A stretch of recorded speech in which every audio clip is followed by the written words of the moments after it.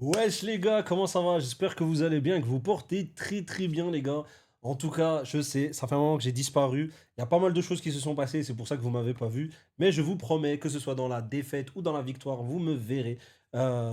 J'ai beaucoup de choses à dire. De toute façon, vu mon absence justement sur cette chaîne, je ferai un petit, voilà, un petit, comment dire, un truc pour retracer un peu les victoires comme défaites évidemment du FC Barcelone. Mais pour moi, pour vous faire en grosso modo, il n'y arrivait rien d'alarmant.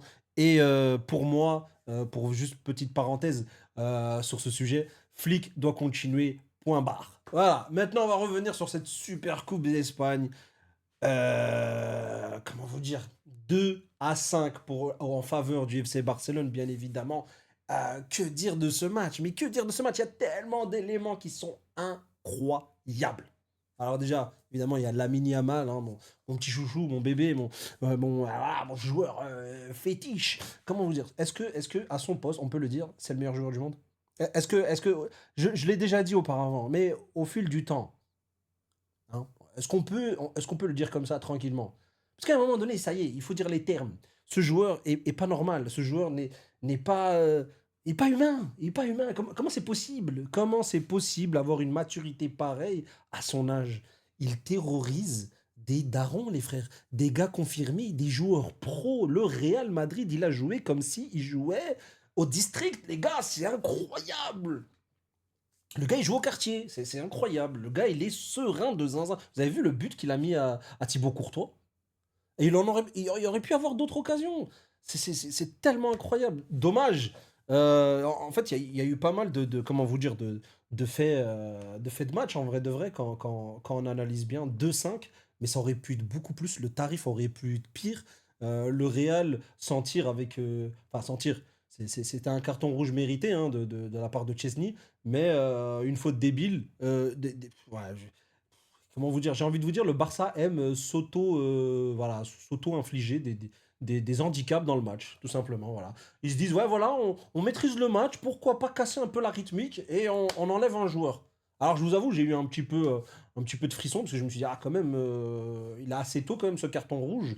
Bonne dynamique du Barça, ils auraient pu mettre même plus, ils auraient pu alourdir le score.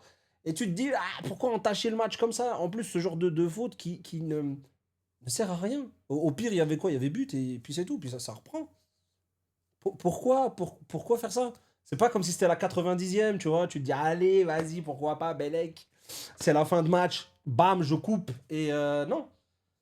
Enfin bref, voilà un peu le contexte. Parce que là, j'ai tellement d'émotions, je me dis, enfin, premier titre avec le Barça, ça fait tellement longtemps. Et en plus, de la part de cette génération de gamins, il ne faut pas oublier, la majorité, ce sont des enfants sur le terrain, comme je pense à Puko Barsi, je pense à Gavi, je pense à Pedri, je pense à Lamine Yamal, je pense à Casado. Ce sont que des enfants, les gars. Je ne sais pas si vous vous rendez compte à quel point c'est des gamins sur le terrain, tout simplement. C'est des enfants. Des enfants qui maîtrisent leur sujet à merveille. À merveille. Enfin, je sais pas si c'est moi, je sais pas si c'est moi qui est fou ou les gens ne sont pas assez lucides de se dire bordel, c'est des gamins. C'est des gamins qui produisent ce genre de match de folie en fait. Moi, en tout cas, ils me font kiffer. Je kiffe ce que je vois. C'est incroyable. C'est magnifique. Et ils me font vibrer. Voilà. Moi, en fait, en tant que supporter, surtout en tant que supporter du Barça, et vous allez vous reconnaître, je sais pas vous, mais en tout cas, moi, quand je regarde un match, je ne veux pas m'ennuyer. Et un match du Barça, j'ai envie de vous dire, cette saison, c'est très peu, c'est rarement arrivé. Quand on sent un match un peu moins plaisant, c'est parce qu'on voit que soit il y a un des titulaires qui n'est pas là, et c'est ça le plus gros problème du Barça, voilà, c'est la profondeur du banc. Voilà, il manque des joueurs pour ça.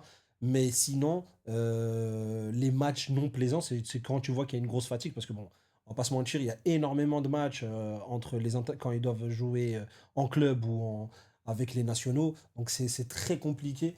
Mais sinon, j'ai envie de vous dire, Flick a instauré un truc qui me dit, ah, enfin le Barça va jouer. Et ça fait très longtemps en tant que fan du Barça, je ne l'avais pas retrouvé. Et là, ça me confirme, avec le temps, ça me confirme que ce n'était pas juste un effet de mode, ce n'était pas que temporaire, comme beaucoup ont essayé de nous dire, ah ouais, mais c'était pareil avec Xavi, ouais, avec Xavi aussi, vous mettiez des gros scores. Mais pas comme ça. Pas comme ça, pas quand le Real, surtout aujourd'hui, Il n'y a personne qui pourrait dire que le Real a mal joué. Parce qu'ils ont très très bien débuté. Premier but du Real avec Mbappé. Très beau but d'ailleurs de sa part. Même s'il y avait faute sur Casado.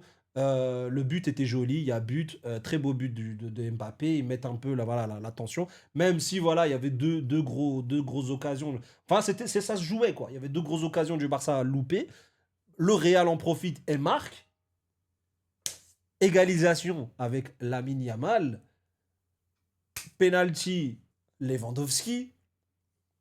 Rafinha, il était très en forme dans ce match. Rafinha qui marque, et quel but. Doublé d'ailleurs du coup de Rafi. Hein, non, franchement, est-ce qu'il y a grand-chose à dire? En vrai de vrai, ce match était pour moi juste magnifique. En fait. Voilà. Ce match était magnifique à mes yeux. J'ai passé un agréable moment. C'était très beau à voir, plaisant. Euh, du coup, ouais, après le fait de match, bah justement, c'est par la suite. Hein, c'est l'accrochage de Chesney qui fauche du coup Mbappé, qui fauche Mbappé, et du coup, il y a carton rouge. Alors, il y a quand même des faits de match un peu surprenants. Alors, après, c'est Manzano, Gil Manzano, si je dis pas de bêtises, l'arbitre. Et il faut savoir que c'est la première fois que le Barça gagne quand c'est lui qui arbitre. Alors, je suis très, voilà, comment vous dire, je suis contre moi tout ce qui est arbitrage, tout ça, parce que bon, il y a toujours pour moi un moment donné où l'arbitre va dans un camp comme un autre. Mais il faut savoir que Manzano déteste le Barça. Moi, pour moi, c'est du flagrant. Voilà, tout simplement, il déteste cette équipe. Et il y a des faits de match où tu te dis pourquoi. Alors, Chesney, je ne vais même pas en revenir, il mérite son rouge. Le carton rouge est mérité. Il mérite de sortir. Voilà, il est sorti de son cadre, il a fauché Mbappé, donc c'est rouge. Ou c'était à l'intérieur, il fauchait Mbappé, jaune penalty. Donc au final, il mérite son rouge. Là-dessus, on ne va même pas discuter, c'est normal. Mais il y a des joueurs du Real qui s'en sortent très bien. Alors Kamavinga, il aurait pu très bien prendre rouge. Parce que l'histoire de, comme les commentateurs ont dit, il a pu gêner. Hein, il a pu gêner Gavi. Alors non, il n'a pas gêné, il lui a mis un high kick. Un low kick, pardon. Allez, même un mid kick si tu veux. Allez, parce qu'il était quand même en hauteur, il lui a mis plus ou moins au niveau semi de la jambe. Donc c'est un mid kick. Du coup, non, c'est pas du catch, c'est pas du karaté. Mon ami, il y a un moment où les mots sont des mots, et ce n'est pas gêner, c'est mettre un coup, et ce n'est pas normal en fait. Voilà. Alors, ça c'est un. Et il y a eu un autre fait de match, mais je me rappelle pas. Parce que en vrai, comment vous dire, je ne suis pas dans ces trucs-là. Je m'en fous royalement, en vrai de vrai, de l'arbitrage en règle générale. Pourquoi? Là, on gagne, mais c'est vrai que si tu perds, bah là, il y a un problème.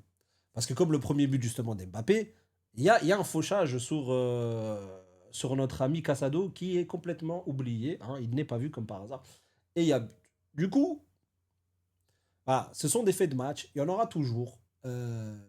Mais c'est vrai que si tu perds le match à cause de ces détails-là, là, ça devient rageant et là, c'est problématique. Et en Liga, malheureusement, il y a beaucoup trop d'erreurs et ça, il va falloir à un moment donné en parler. Alors là, c'est pas la Liga, mais vous m'avez compris, ce sont les mêmes, voilà, ce sont les mêmes arbitres. Hein, on va pas jouer sur les mots, mais vous m'avez compris.